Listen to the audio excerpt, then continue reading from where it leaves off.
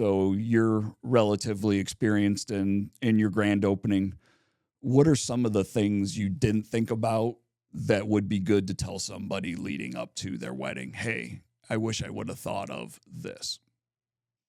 I can think of one thing that Ariana did pivot right before was when it was a couple weeks out. Ariana had planned everything herself. She wanted to do all the details willingly, knowingly, excitedly about it because she's a planner.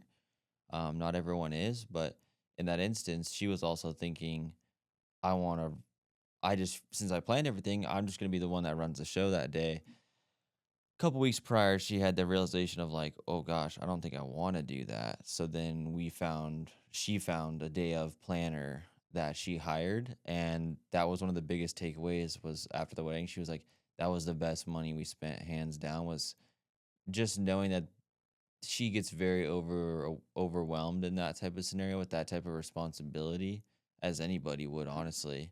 So with that level of detail that she had and the expectations she had, she knew the bandwidth wasn't going to line up with that. And so that's when we brought in the day of planner, which it wasn't even that much more money, it wasn't even that expensive, but it made all the difference in the fluidity of the day. That was one thing.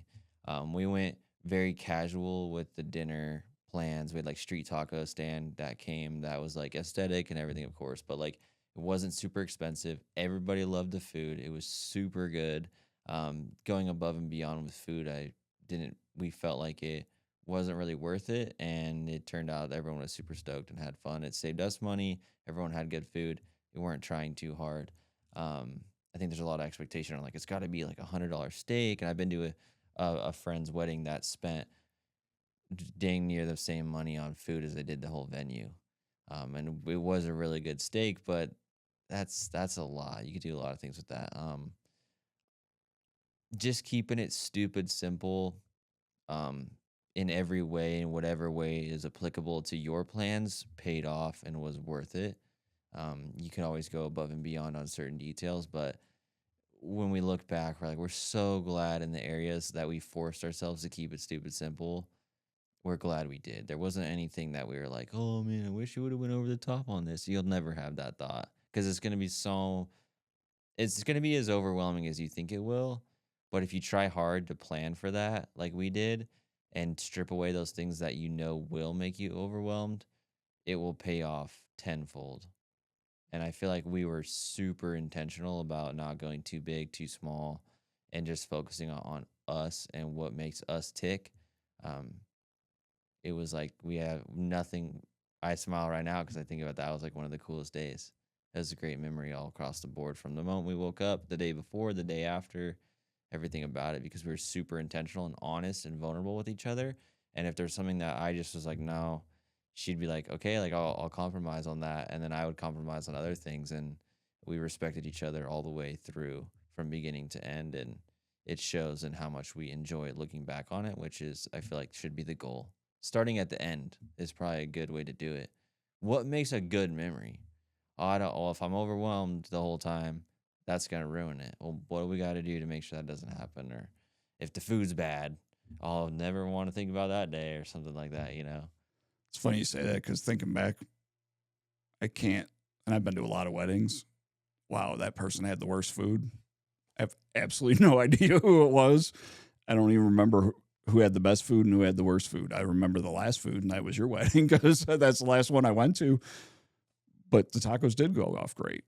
It was really good. It was really easy, and it worked really, really well. So I think that's great advice. I think it's you can kind of create an energy at an event like that, and the only way you can create a good energy is just being brutally honest with yourself and your guests, and just being clear. Very good. To recap chapter 4, it's just a day.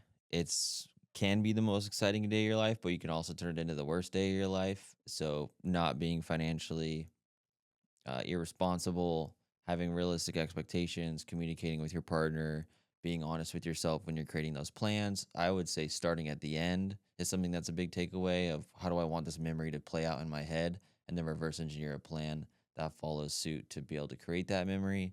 And the day of, making sure there's roles established and in play to protect the peace and keep the energy and keep everything good. Is there anything else I forgot? Nope, I think you summarized it well.